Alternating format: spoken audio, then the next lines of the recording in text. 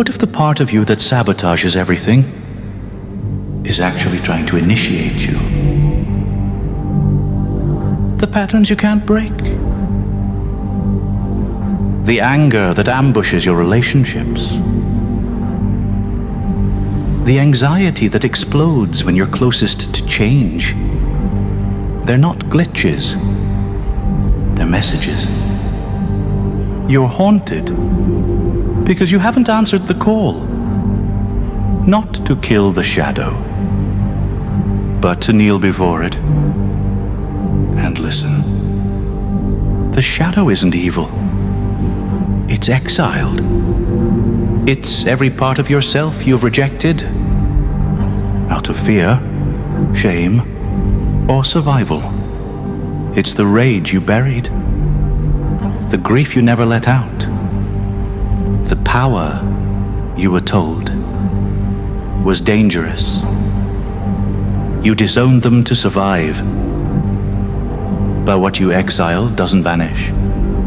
It waits, it festers, and then it takes over.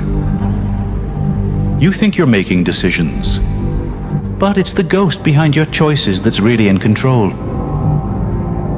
Carl Jung called this the shadow, the unconscious self made of everything you pretend not to be. Chaos magicians call it the demon. Not a demon, but a twisted god. A being made from your denied potential. It doesn't care about your comfort. It cares about your integration. You can't bargain with it.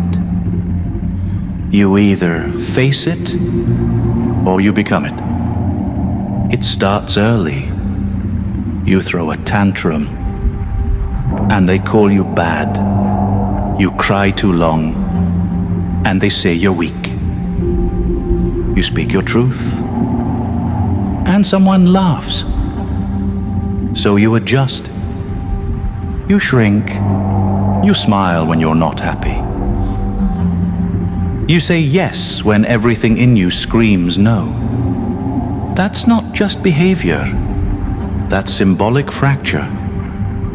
Each time you hide a part of yourself, you make a ritual offering to the mask. You learn to perform, to be good, agreeable, digestible. But the parts you push down don't die. They become something else. They become the shadow. By the time you're grown, you don't even know who you are.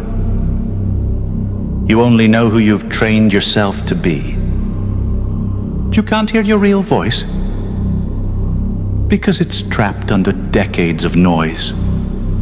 And the shadow, it waits in silence until you're weak and it returns. Most people think rituals are candles and robes. But here's the truth. Every time you repeat a behavior that denies your truth,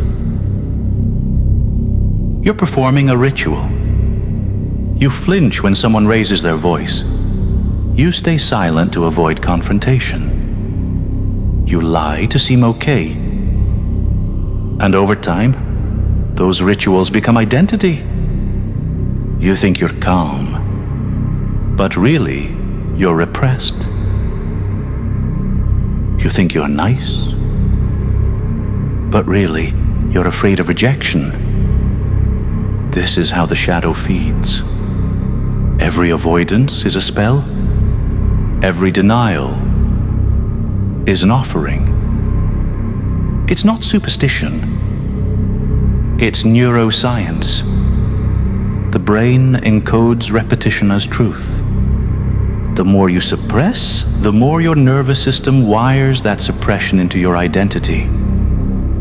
You're not just avoiding pain. You're building a prison. The shadow evolves. It doesn't just sit there. It learns, it adapts. It speaks. At first it whispers, "You're not good enough. You'll never change. Don't trust anyone. Eventually, it takes over the show. But this isn't a monster. This is your demon. Your buried will. Your lost fire. Your forgotten god. It's not here to destroy you. It's here to test you. In myth, every hero meets a gatekeeper. A monster, a trickster, a riddle. That's your demon. It guards the path. Because the path leads through everything you've refused to see. You can't bypass it. You can't kill it. You must become fluent in its language. What Jung saw in dreams, modern neuroscience sees in patterns. When you suppress emotion, your brain doesn't delete it. It reroutes it. The default mode network, your inner narrator, loops it into your identity. The amygdala tags it as threat. The prefrontal cortex builds strategies to avoid it. Your body, somatic memory, starts to flinch at reminders. Over time, this becomes a schema, a map of the world built around your blind spots. You're not reacting to life. You're reacting to trauma loops. Triggered, repeated, unresolved. The shadow becomes a script, and you perform it without knowing. Integration begins when you stop outsourcing blame and start listening to the signals inside the sabotage. Here's where it gets deeper. The shadow isn't just a hidden part. It's a recursive loop. A feedback system. You suppress the anger, then feel ashamed for feeling it. Then judge yourself for the shame, and then pretend it never happened. You exile the exile.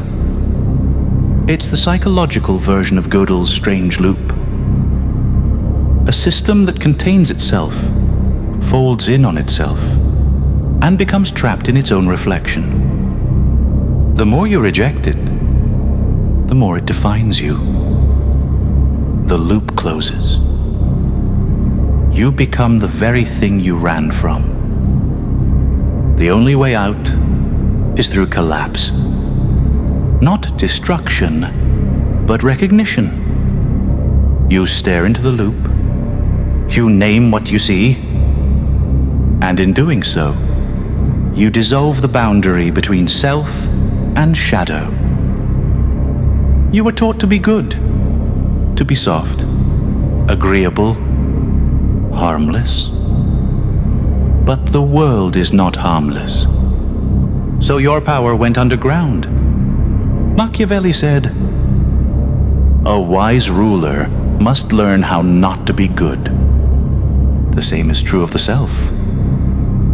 You buried your ability to say no, to walk away, to take what you need, to command. Because it felt dangerous. Because someone told you it was too much. But when you exile your capacity for power, you don't become kind. You become fragile. You hesitate. You apologize for your needs. You betray your own will, just to avoid being misunderstood. Modern neuroscience shows the prefrontal cortex helps us regulate emotion, but also empowers assertiveness. When you suppress your fire, it doesn't die. It distorts. It leaks sideways, as anxiety, as guilt, as self-abandonment. Shadow work is how you reclaim your sovereignty. It's not about being cruel, it's about being conscious. You don't fear the mask, you choose it. You don't deny the sword, you hold it. You don't beg to be chosen, you choose yourself. In every myth, the hero meets a beast, not to slay it, but to earn its name. That beast is you.